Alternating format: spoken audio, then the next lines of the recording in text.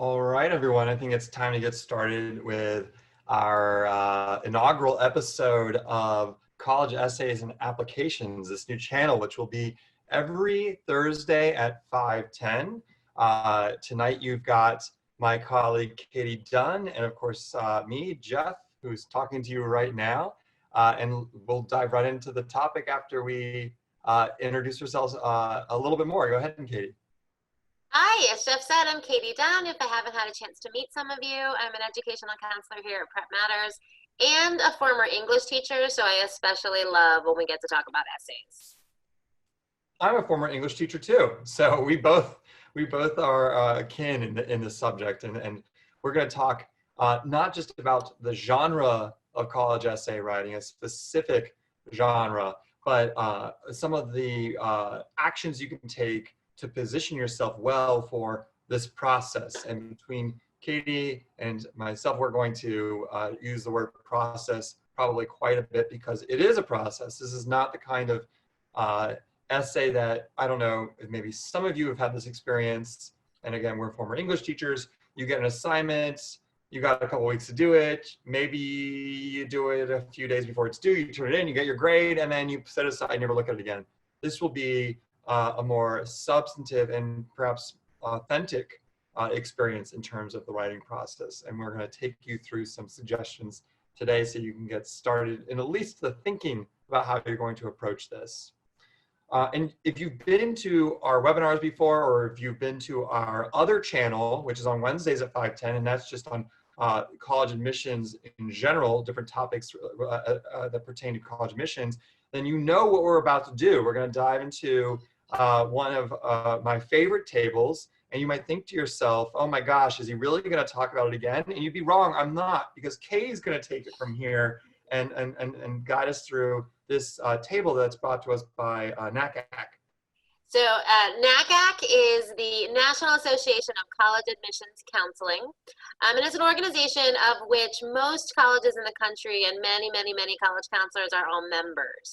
And so one of the things that they do as a service to the profession is they survey schools every year about how they are using different components of the application in their different kinds of review processes. Now, one of the things we want to make sure that we are clear about before we start showing you these numbers is this is not just a formula for how colleges evaluate applications.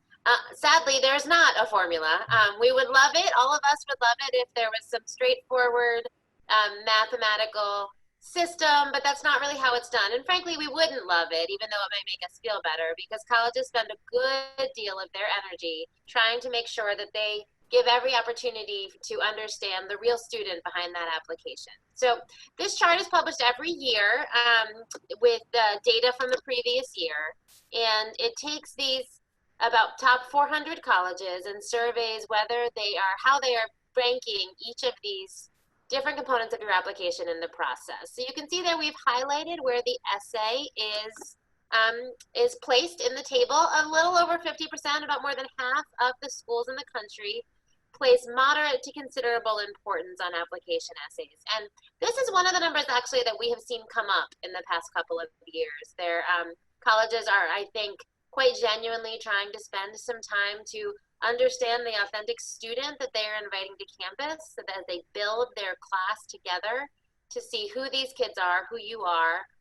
And the essay is a great way to do that. And so colleges are placing a little more emphasis on that. That may be even more true this year in light of the coronavirus. We will get to that in a moment.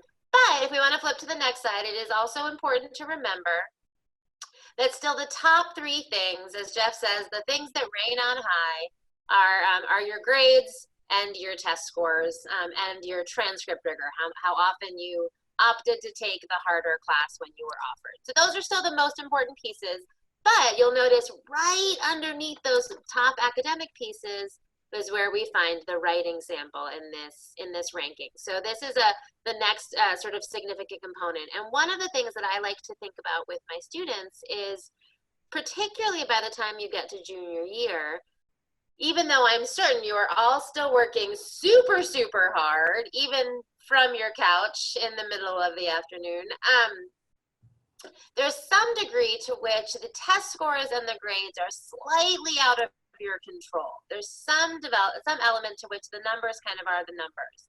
But your essay is entirely within your control. And so to me, the fact that essay ranks so highly in this chart is one of the things that can give you a little bit of peace in this sort of stressful process, because this is a piece that you can entirely make sure that you are on top of and ready to manage in a way that really works best for you. That is such a nice segue into this next slide, where we ask you not to panic, because it's only the best piece of writing you ever have to write in your entire life. And I mean, especially in this time where everyone's baseline anxiety level is a little higher at least. Everyone has something genuine and substantive to be stressed about. There's not a lot of good to come from stressing about this. And so we want to keep things in perspective, of course. I mean, it's just an essay, but it's an important one. And it's just college. It's only 4 years, but those will be in significant formative years of your life. And so I understand when people feel the stress, but Katie's point is so spot on. When something is in your control, such as this, then the stress will evaporate. And then when you recognize the things that are not in your control, then the stress evaporates as well, because you know that there's really no point in putting that energy into something that you have no control over. Do you have control over the interpretation of your essay by an admissions officer? No, of course not, because you know, people can read into whatever they want to read, but you have control in how you, what steps you take to be able to, at the end of this process, look back and say, I wouldn't have done anything differently. And I think that's the point of any work that Katie and I do with our students, is so they can stand on the mountain of work they've done and feel proud and know that, you know, everything they've done is who they are, it's authentic, and then they deliver it and let it go and see what happens after that. And so part of what we'll talk about today is how you can act in that way. You know, what do you actually do? And then the guidelines for how you should think about this writing. Before we dig into the content of topics and writing strategies, let's zoom out and think about, you know, what are you actually writing about? What are the prompts? And if you are perhaps savvy and you've already dug into the prompts, then you might know what they are. If you have an older sibling, or if you are the parent of someone who's already been through this process, you probably know the prompts because they haven't changed in a while. There is an application platform online that's called the Common Application. Many of you probably have heard of it. And because there are, I think now, more than 900 college and university members of the Common App, it's almost certain that everyone listening here today is going to use it. And one element of the Common App is a main essay that you may distribute to all the colleges you're applying to, because this application platform is a one-stop shop application that you get to fill out and then send off to all the colleges. And almost every college on the Common App requires this main essay. Some colleges actually don't require it, but they still give you the option to send. And so why wouldn't you send your story if they're giving you that option? And there are, I think, we'll find out in a minute, 7 different options for prompts. But I'm not showing you that slide yet because I want to make this point really clear, and we're going to bring it up again and probably more than once. The prompts don't matter, which is weird to say, but you know, especially as former English teachers, we harp on answer the question, stay within the confines of the prompt, right? Don't stray from your topic. You know, in order to build an argument, you need to stay focused. There is a prompt, and it doesn't quite exist on the page or on the screen when you look up this application. And this will sound hokey, but the prompt was in you all along. It's inside you. And one of the prompts you'll see is topic of your choice, which at the very, very bottom of this list you'll see is number 7. That's my case in point.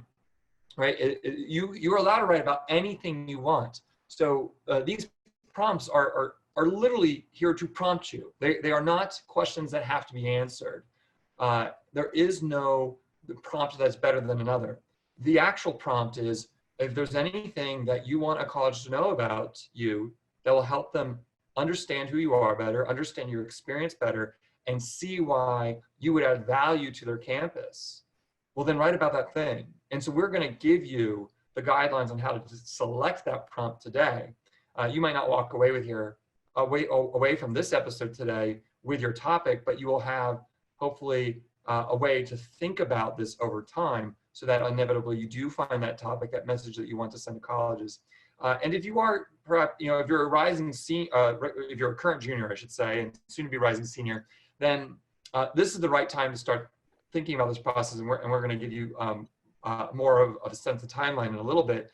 If you're a freshman or a sophomore, or if you know one, then what I like to tell them is that you should live your life in a way that's worth writing about. So knowing this information will be helpful in at least the introspection, the reflection, the self-awareness that you live your life day to day with, so that by the time you are a junior or a rising senior, you have something to work with.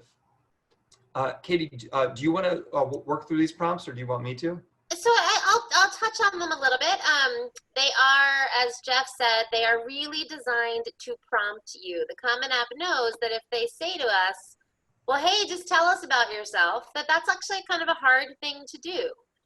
So you'll notice that these give you a couple different avenues into that question. The first topic every year is, if you have as a significant part of your own identity, a particularly meaningful experience, a component of your background or your identity, to share about that and reflect on it.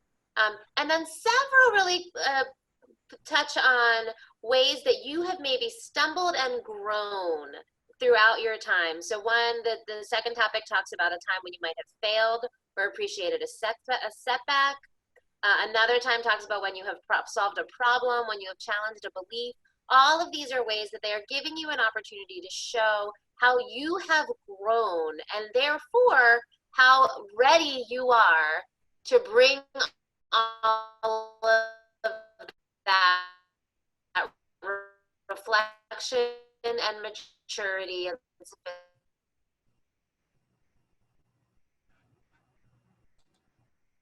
I don't mean to talk over Katie, but either I'm having technical difficulties or she is.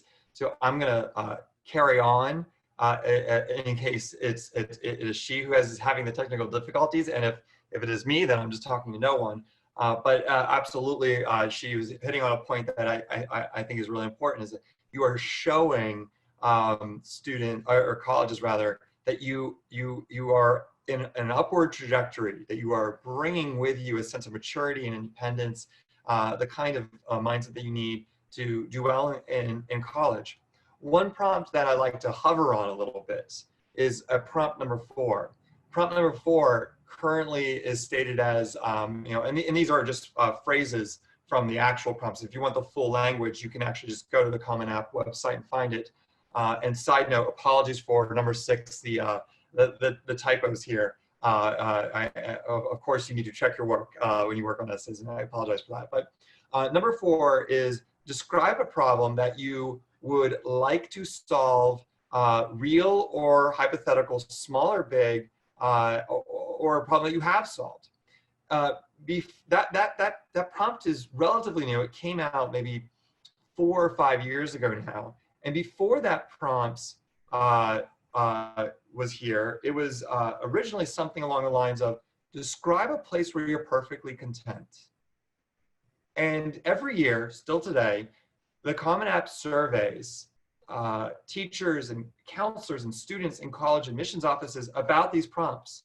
And in the last 4 or 5 years, the prompts have gotten almost unanimous support. I mean, people like these prompts. College admissions find that they are asking the right questions. Students tend to appreciate them. Counselors are happy with them, so they haven't changed. But when they had that prompt 4 or 5 years ago, and I think it lasted maybe two years, describe a place where you're perfectly content, there was an overwhelming vote to get rid of it, because it prompted the wrong kind of writing. It prompted essays about the beach, or the library, or grandma's house, or whatever. And it didn't allow for the kind of analysis, the kind of thinking that some of these other prompts, specifically number 4, asks for. So I think that this is an example, or really exemplifies one of the things that colleges want to see is that your power for analysis, you're exposing the kind of thinking that you're capable of, and you can do that through writing. And certainly number 4 allows for that. Now, I think you can do that with any of these prompts. I'm not suggesting that number 4 is a better prompt or the best prompt, but I just wanted to point that change out and the feedback that colleges and counselors and students were able to give. Katie, welcome back. Sorry that you had a glitch there. I was just finishing up that number 4. That prompt in particular was interesting to me because it replaced the previous prompt, which was describe a place you're perfectly content. Right. Got through that, so we can move on and just mention that there is another application platform out there that's pretty important. It's called the Coalition app. It has nowhere near the number of members that the Common App has. I think the Coalition app hovers around 100 members, give or take. However, there are a few members of the Coalition app that might be significant to you. The University of Maryland uses only the Coalition app. It is Coalition app exclusive. Virginia Tech is on the Coalition app. It's also Coalition app exclusive, I think. I think you're right. And there are a number of other major university systems that either use the Coalition app and its own application system on its own website, or they overlap with both the Common App and the Coalition app. So it's worth mentioning that this is another application platform. You'll see that it has only 5 prompts. Number 5 is still topic of your choice, and many of these prompts overlap with what we've already said. The big idea still stands. It's not the prompt you choose, it's the message that you identify as the pièce de résistance, the message that you want to send to colleges to give them the best possible clarity on who you are, what your experience is, and why you're going to add value to the college campus. And in both cases, for the Coalition app and the Common App, this is a substantial piece of writing. It's 500 or 600 words. It takes some real thought, and it's worth putting the time and energy into so that it feels like an accurate and personal reflection of who you are. Do you want to dig into these supplements? Sure. So that's the main essay. And in the main essay, as Jeff says, it goes to every school. But then many, many universities also ask you what we call supplemental essays. And these essays tend to be shorter, although not always. And sometimes they're a little quirky. So as you can see on the screen, we have a couple. This Carleton one is one of my favorites. Carleton is powered by wind turbines. What empowers you? Carleton College is a great liberal arts school in Minnesota and is really attractive to super intellectual, quirky students. And so this kind of prompt gives them a chance to really shine and show who they are. But these prompts also can sometimes be the sort of thing that I'm sure Jeff experienced and I have seen with a lot of my students that can drive you a little crazy. Because when University of Wisconsin says, well, what goes unnoticed, it's hard to know kind of where do I go with that? The question we get the most often is, what are they looking for? Which is not actually the way to go to approach how you answer these questions. And we'll talk about that in a minute. So the difference, and one of the main differences between the Common App prompts and these, as we have cleverly called them, uncommon prompts, is when you write these supplemental essays, you actually do want to answer the question. You do care about the prompt. When you write the main Common App or Coalition App, the prompt really doesn't matter. When you write the supplemental essays, it is part of your opportunity to show a school how much you really care about their school and how much of a great fit you will be for their community. And so in that case, you really do want to pay attention. However unusual the prompt may feel, you do want to pay attention to the prompt.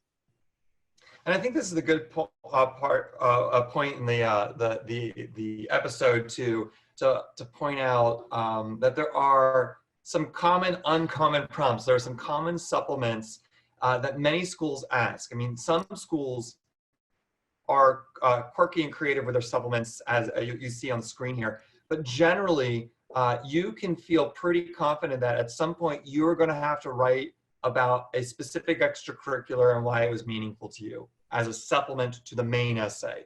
There are going to be some schools that ask specifically about why you think you're going to bring diversity to the campus, or what are some values that you hold dear and how they impacted your experience, or how they impact the experience that you'll have on their campus. Another is, what do you want to study and why? Another is, why do you want to come to this school? So why us? That's a big essay. that's the why us essay. I was talking to a family and I said, oh yes, the why us essay. And the mother in the family asked me, oh, I'm sorry, I thought you meant why us as the prompt of the essay. I was like, no, why us? Why this college?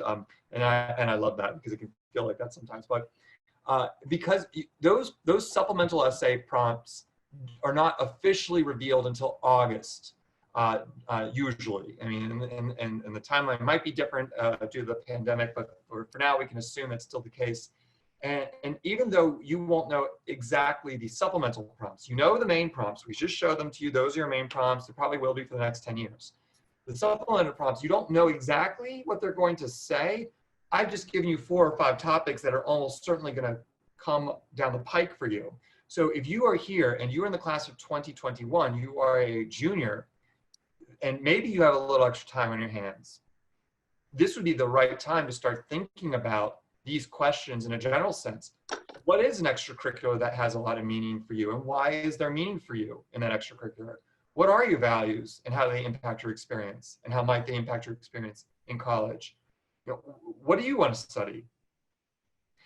Start thinking about these prompts and mapping out your thoughts so that by the time you get to the big supplemental prompt reveal, you've got the fodder, you've got the substance, and now it's just about tweaking. If you're interested in getting more information on supplemental prompts and how to think about the specific ones and more that I've mentioned, then come back next Thursday and Thursdays after that, because the next episodes that we have in this channel will dig into specific topics, specific supplemental types, essay types, so that you can walk away with guidelines that are geared at those those kinds of essays. Today we're talking about the genre of college essay writing, and then we'll get more granular as we move forward in this series.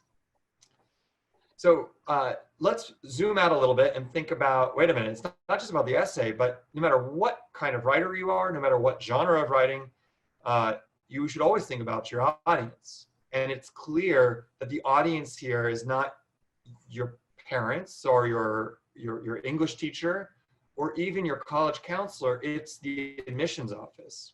And your audience has very specific goals. As they read your essay, they're doing it for a reason. It's not pleasure reading per se. They're really looking for something here. So what are they looking for? Hard to answer, but we can at least get a notion of what they might be looking for. And we know they want you to graduate their school for a number of reasons, mostly because they're good people and they want you to get some value out of what they have to offer, but they also want you to be able to graduate in 4 years, because that 4-year graduation rate has everything to do with their rankings. So they want you to be successful when you get there. They want you to do it in 4 years, and they want you to be happy so that you go off and spread the good word of their institution. You're a happy alumnus, perhaps when you are successful and making millions and billions and jillions of dollars, you give it back to them, whatever, but they want you to have an awesome experience. And so, there's a good deal of research that happy students graduate on time. And so it all works together in a cycle. They want you to be happy because that serves your goals and their goals. That makes total sense. So how can you help them meet their goals? Well, we have some guidelines that we're going to dig into. Katie, do you want to take this one? Sure. I mean, so ultimately they are looking for college-ready students. They are looking for evidence that you are prepared to take on the scholarship of college, because college is school. As much as we get caught up sometimes in football and campus and dorms, it's school. So they are looking for a level of sophistication, quality writing, Some good reflection, a sense that you have done some growing and you've done some thinking about it, and that you are able to dig into that reflection at a critical level and express yourself at a high level of both analytical thinking and powerful writing. So there is a level on which it has to be a good essay. But then they are also trying to put all of those good essays and all of those good people together in a class. They are looking at each individual student, and ultimately they are building a whole class. And if we go back to what are their goals, they want you to graduate in 4 years and be happy.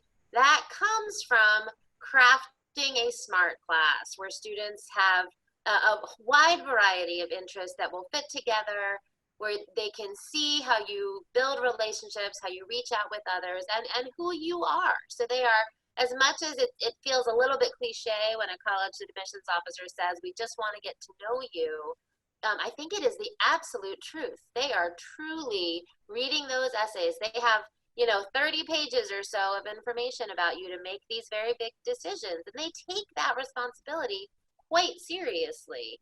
And they want to use this essay to be able to really have a sense of who you are and what you are going to bring to their campus to help everyone else's experience be better.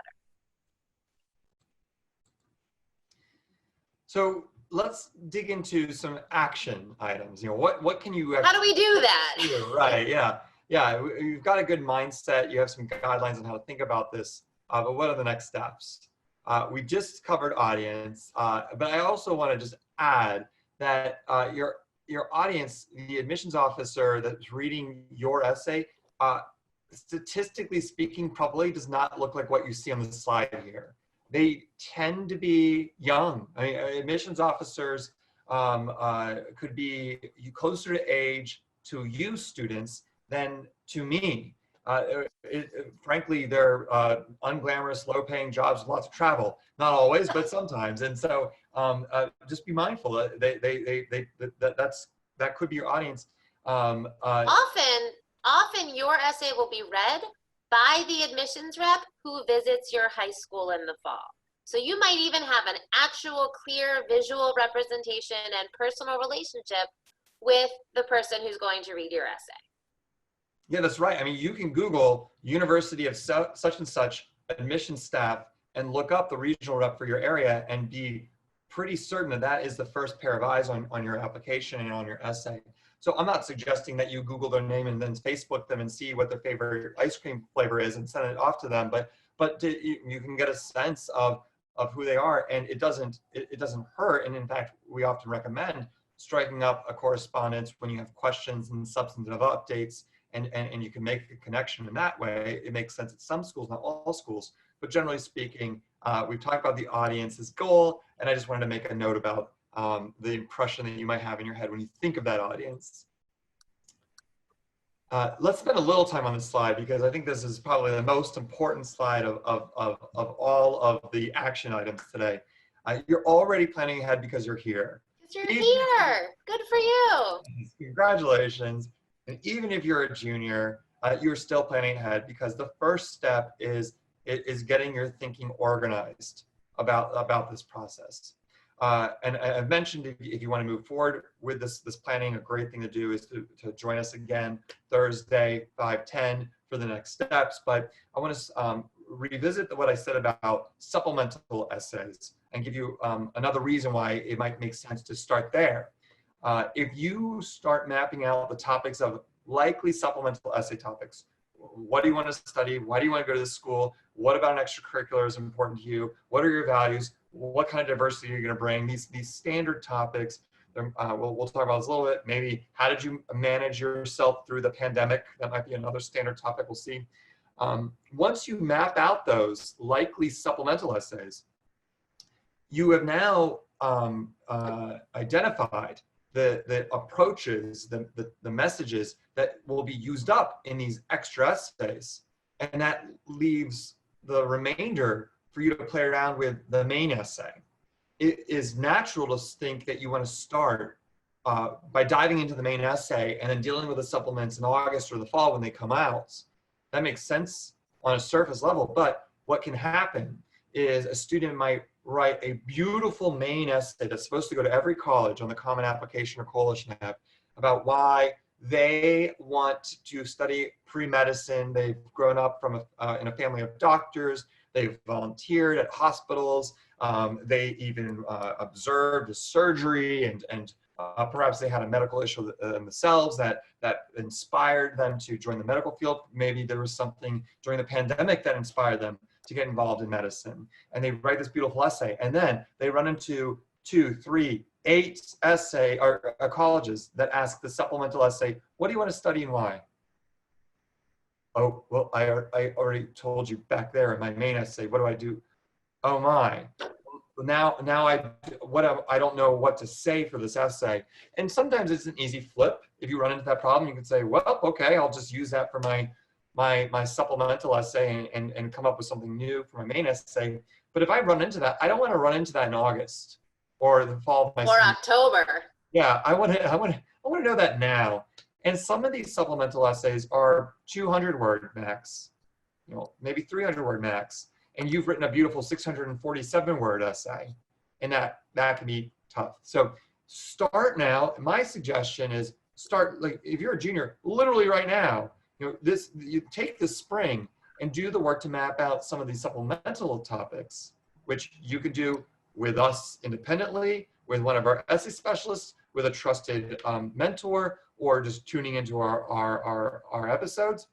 And then in the summer, after you've done the supplemental brainstorming, move into your main essay and then work on that main essay, looking to get a draft, a really solid draft, by the time you are waltzing in, hopefully physically, into your school building in the fall as a senior. And at that point, you're just tweaking, because as supplemental prompts are revealed, you already have the fodder, and maybe there are a few that you have to make new, but you've got what you need. You've got the clay to sculpt to answer those prompts in the way you want to, and you've got a main essay that you've essentially got the tough part done, and now you're just finessing things. You will thank me and Katie later if that's where you are by the time you are entering fall of senior year.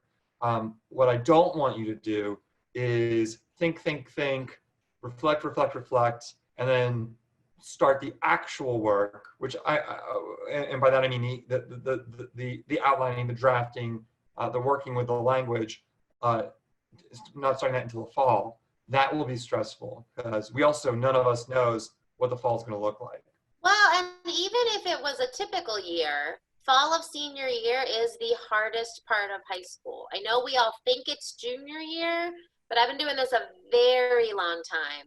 And junior year is tough because you're asked to work very hard and very independently. But you are typically asked to use skills that you already have, to study more on your own, to write more papers, to write longer papers, and everybody's kind of in it together. So that kind of stress is a shared stress. Fall of senior year has a number of new stressors that you haven't experienced before as you go through this process. And so it is the hardest time. So you want to prepare yourself as best as you can to have as little on your plate left to do by the time you get to that point. Ooh, can I talk about this one? Please. So one of the things that you will find, that you're probably already finding if you are a sophomore or junior in high school, is that every adult in your life has opinions about college, and everyone very kindly offers to help you with your essay. Big brothers, cousins, teachers, counselors, friends, mothers. And I want to offer a word of caution on that. It is very kind that everyone has these offers and that they are excited about your essay.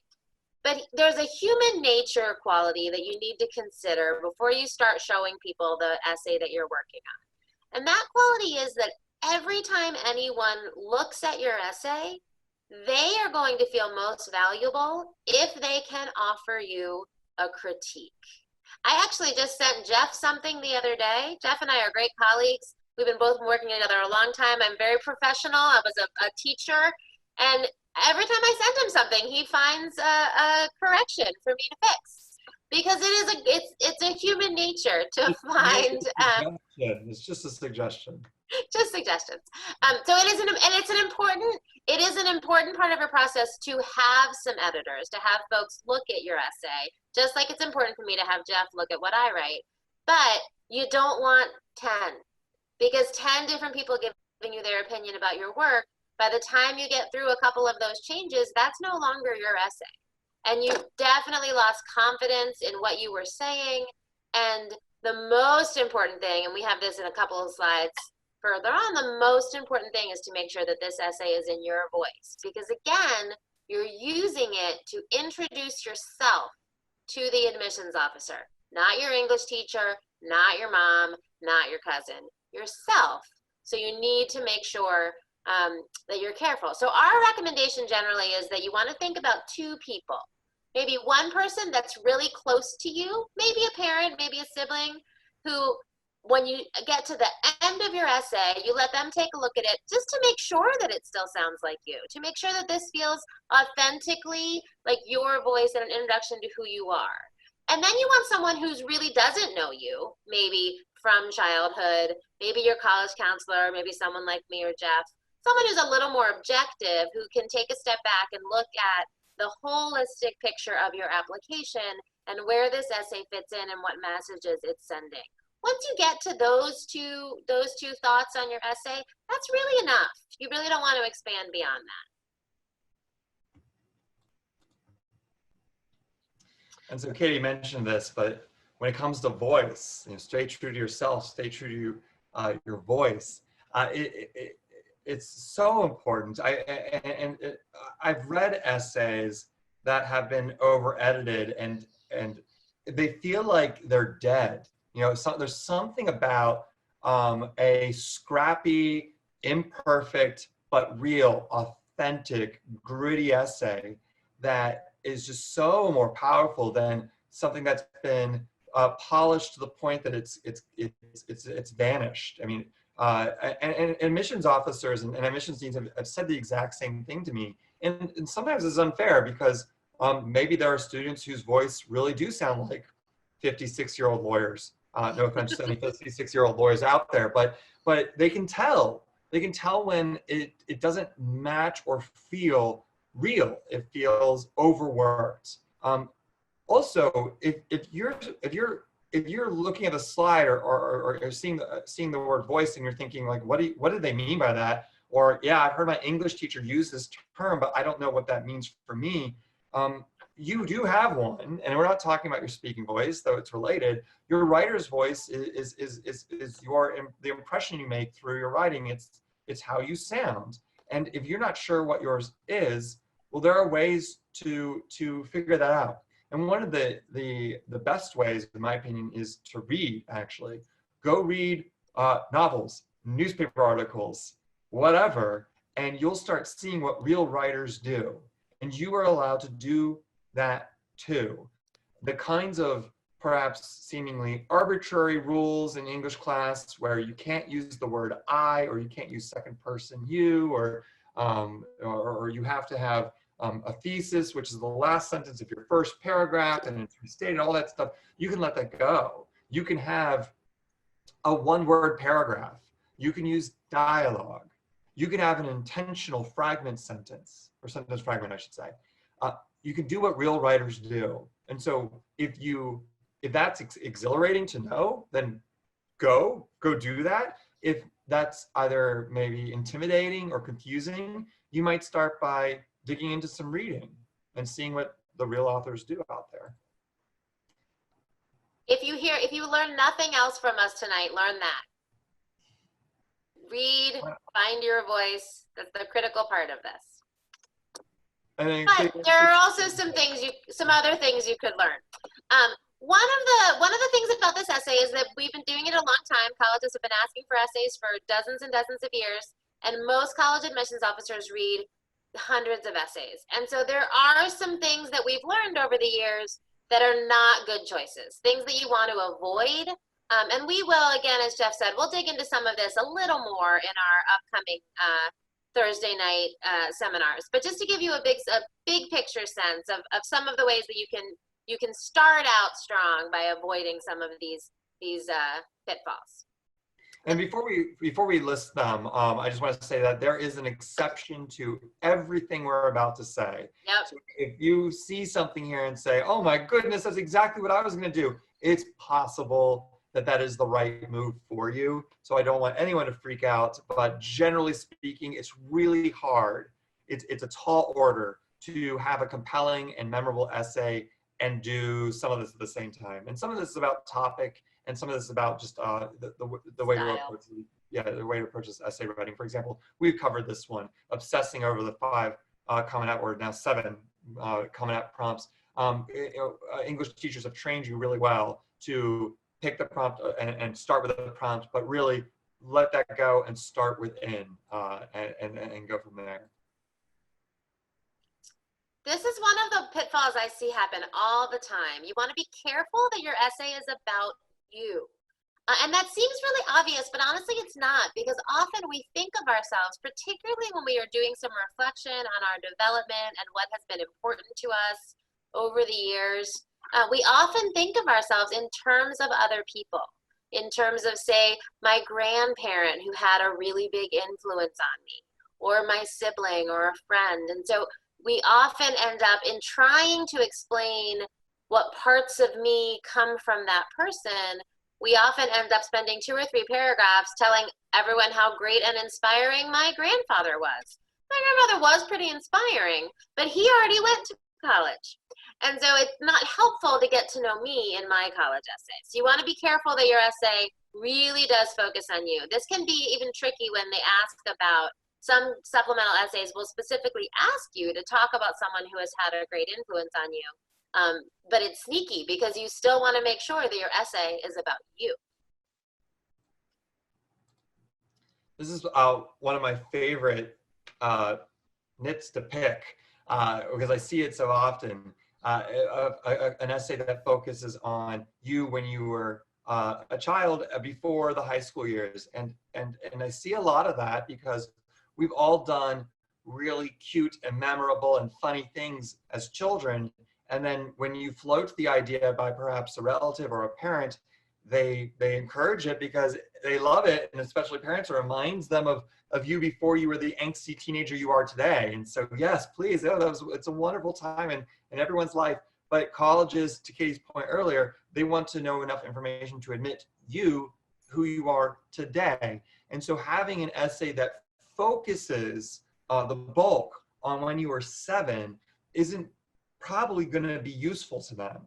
If it mentions things from childhood, that's different. But if the story is from when you were 7 and you learned something when you were 7, okay, great, but it'll be a hard argument to make that this is an impact that's going to be meaningful to them in making a decision about your mission.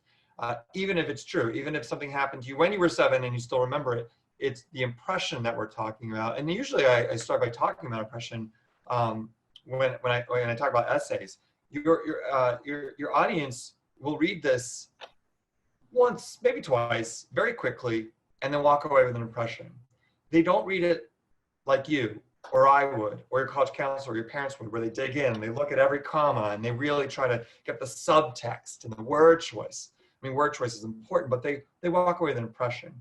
So sometimes you might think that you're finessing a nuance that comes across from the page, and perhaps it doesn't, to an overworked, very busy admissions officer who's reading your essay on her laptop at home with her cat next to her and a glass of wine, right? So and I say that because a lot of admissions officers work at home during the busy season because they have to get through 1,000 applications, literally 1,000 applications a month. But you'll want that punch to come through in your essay, and sometimes that can be overshadowed by making a move like this. I want to just follow up for 1 second on that slide, Jeff, because we had a question from our audience. To just nuance the point Jeff was making about focusing on something that happened in childhood, the question is, well, what if something happened in middle school that had a really big impact on something that happened in high school? And I think this gets a little bit back to Jeff's question about there might be an exception. There is an exception to every rule. In general, when you're looking at a topic that starts before high school, you just really want to interrogate that topic and think, is this really, am I able to use this to really show who I am today? Or do I just kind of want to touch on it and then really spend the bulk of my essay on what I'm doing now? So middle school is still pre-high school, so it would still be something you'd want to make sure you're asking yourself about, because the point is just, who are you today? And even more importantly, who are you going to be in a year or 2 years as you come to my college campus? But thanks, Grace. That was a great question. Along the same lines of exceptions, right? So everything has exceptions, but these are some standard, very common topics that when you say to your college counselor that this is what you're thinking about using, they probably cringe a little bit inside. And here's the worry about these topics. These are all significant moments that happen in the life of a teenager or any of us. And so it is completely understandable that these would be big issues as you think about who I am today and how have I gotten here. But you want to make sure that you have an essay that really captures the attention of the admissions officer, and as Jeff said, is something that will be memorable. And so the worry here is, if I'm gonna use making the team as an example, because that was not something I ever did in high school. I never made any teams. I wasn't very athletic. And so because I wasn't very athletic, if I had made one, if I had done that, I might have wanted to write a story about, like, man, I always thought I wasn't very good at this, and then I worked super hard, and I made that senior year varsity volleyball team.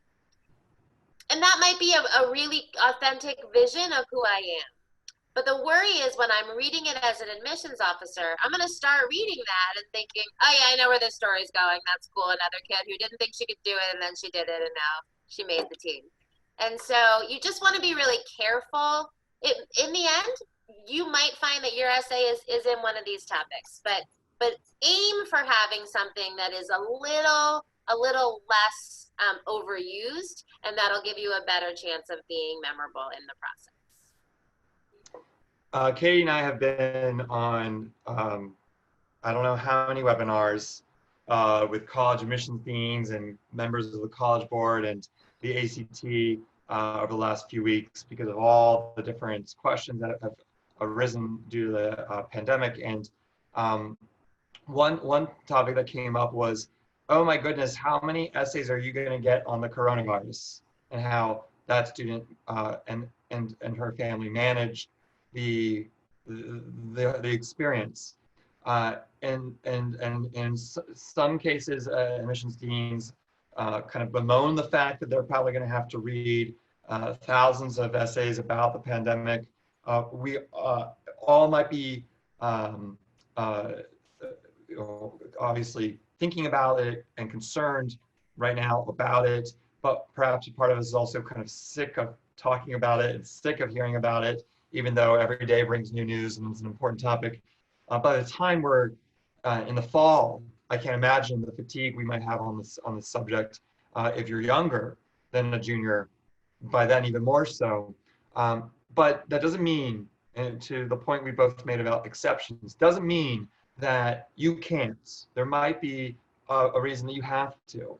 And one admissions dean said, you know, because we know we're going to get so many topics, we actually might make our supplemental essay prompt about it, so that we're asking the question in a way that creates the kind of writing we want to read, which I think would be brilliant if the Common App just kind of went ahead and made a required supplement on the coronavirus, so that your main essay might be free to address something else. But that's just something I wanted to bring up, is that along with all these others, there's a judgment call that has to be made where maybe there was a significant sports injury that changed the trajectory of your college admissions. Maybe there was a very tough divorce situation that impacted your grades. Maybe you have two parents who are in the healthcare industry and they are going to the hospital every day for work right now, and you're terrified. Well, that doesn't mean it doesn't make it into your application, but perhaps that's where you address something in the additional information section of the application, which is a section that's reserved for additional information that it doesn't quite make it into an essay. Or maybe your college counselor letter recommendation addresses these things. And so there are ways, those and some other ways where you can still get that message across to an admissions officer, but in a succinct and impactful way that frees your main essay to still address some of the stuff that makes you human, that might not necessarily have to do with these other really important life experiences. Yep. All right, so let's quickly go through some of these. Ranting, and this might sound like a strange one, but sometimes prompts or just the student's interest lends an opportunity to dig into an important or passionate topic, and it can come off as a rant. I know that especially around election years, there's a lot of feelings and different interests that get students excited, and they want to address perhaps political or social topics that can be sensitive or tough to navigate, and you don't always know your audience, and so ranting can, or even if you're not ranting, you can feel like ranting to your audience. So being mindful of the sensitivity of some topics and approaching them in a way that's more intellectually curious rather than emotionally charged. Right, and again, remembering that it's not about convincing someone of a belief you have, it's about getting to know you. Oh, this is my favorite. So as Jeff said, Jeff and I are both English teachers. We have both taught the 5-paragraph essay. There's a lot of good reasons why you are taught to write that in high school. Here's great news. You will never have to write one again after high school. And it's really important to know for this process, and you can think about this more later with one of us or with your counselor, how this shows up in the details, but you almost flip this entirely on its head for the college essay. Because in the 5-paragraph essay, the most interesting stuff, your most interesting thinking happens in the conclusion. Mm-hmm. But in the college essay, you really want the interesting stuff to be there at the top. You want to make sure that you grab that attention and make this essay worth reading every word of, worth getting that strong impression all the way through. So you don't want to hide it down there in the bottom. So it's really flipping the 5-paragraph essay kind of on its end, which is very freeing.